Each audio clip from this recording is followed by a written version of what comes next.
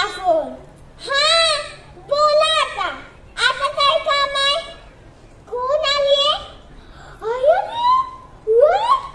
अगं बाई, कुणाची? तुमची ना सासूबाई. आणि कशाला आली? आता काय काम आहे त्यांचं? आता हाय का कुठं? अहो नको नको नको नको देऊ त्यांच्याकडं.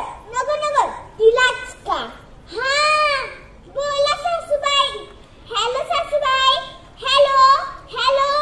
आवाज येईना झालाय. मोठ्यानं बोला, मोठ्यानं. हॅलो. अहो तुम्हाला सांगते, मोबाईल डबडो ना.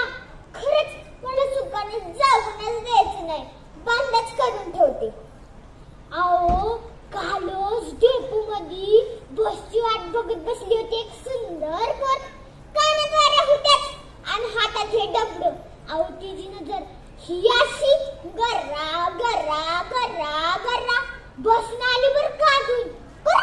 गर्रा गर्रा गर्रा गर्रा. अहो तुम्हाला सांगती, जरा वेळाने तर तिला कापरच भरलं. ही असं आणि ही असं. अहो बरं झालं भानावर आली मी जायच्या आधी, नाहीतर काय झालं असतं ते तुम्हाला ठावच आहे की. बर असो. अहो अहो आजकालचं 1 वर्षाचं कार्ट सुद्धा चिकनी चमेलीवर नसते आणि शाळेतल्या गाबड्या मोबाईलवरच गणित सोडवते. अहो डोक्यातील मेंदूला अडगळ बनवून ठेवले आणि सकाळपासून ते रातभर मोबाईलवरच आहे. अहो तुम्हाला सांगते, हा मोबाईल जर कहरला तर कसं होते? मेल्यासारखं होतंय. बर असो. अहो एखादा जीव जर रस्त्यावर झुलत असेल तरीही माणूस पुढे येणार नाही.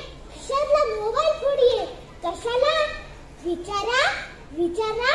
अहो व्हिडिओ काढायचा, सोशल मीडियावर टाकायचा आणि कमेंटचा वर्षाव घ्यायचा.